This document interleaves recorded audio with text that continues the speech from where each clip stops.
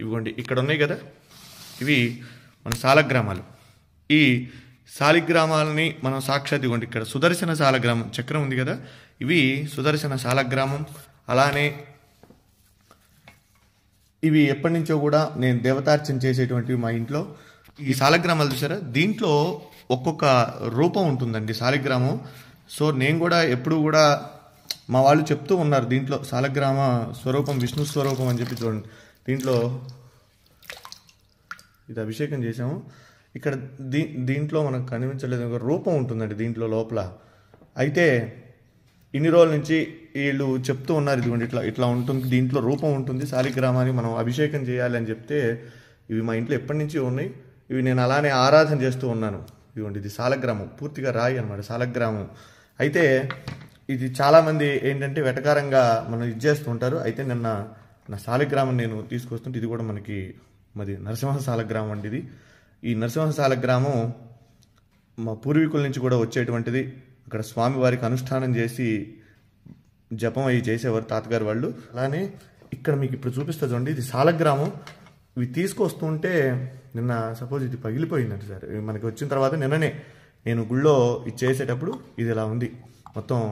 అంటే సాలిగ్రామం ఇదయ్యి వచ్చేటప్పుడు బ్యాగుల్లో మరి ఏమైందో మిస్టేక్గా ఇది ఇంతవరకు ఊడిపోయిందండి. అయితే మీకు ఇప్పుడు చూపిస్తా చూడండి, ఎంత విశిష్టతో చూడండి. ఇక్కడ సాక్షాత్ నారాయణ స్వరూపం. శ్రీ మహావిష్ణవే నమః.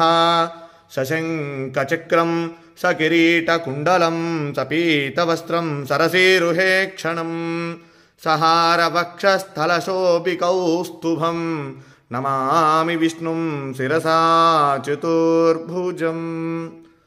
మనం నమ్మం కదా చెప్తే.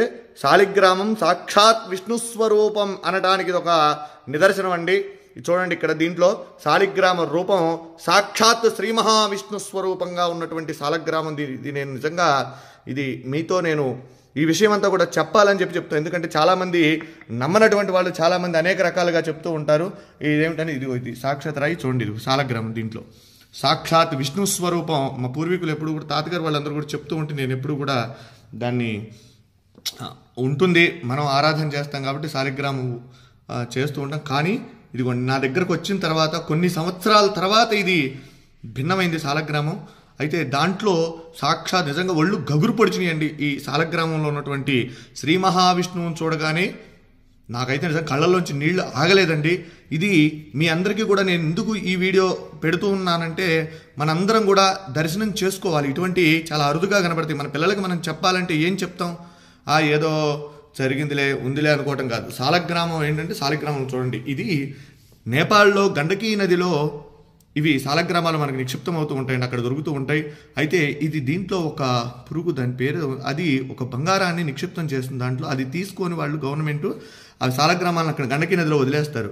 అవి కిందకి ఇలా కొట్టుకుంటూ వచ్చినటువంటి సాలగ్రామాలలో ఇవన్నీ కూడా అక్కడి నుంచి వచ్చినాయే.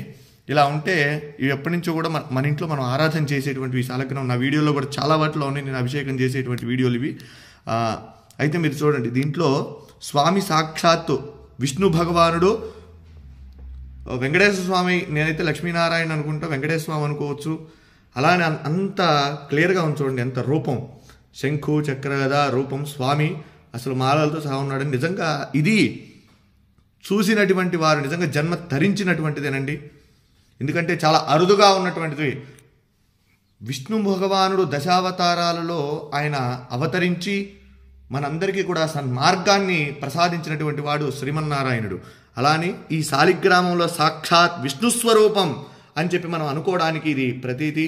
కనుక ప్రతి ఒక్కరూ కూడా ఈ యొక్క వీడియోని అందరికీ కూడా చూపించండి, సాలగ్రామాన్ని దర్శించండి.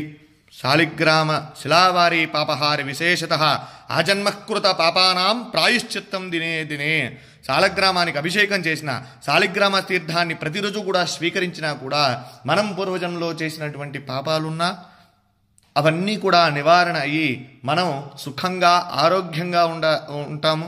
కనుక ఈ సదవకాశాన్ని ఎక్కడైనా సరే మన వైష్ణవాలయాలలో స్వామి యొక్క సాలగ్రామాలకు అభిషేకం చేసినటువంటి తీర్థాన్ని తీసుకోండి. స్వామి యొక్క అనుగ్రహానికి పాత్రులు కండి. జై శ్రీమన్నారాయణ.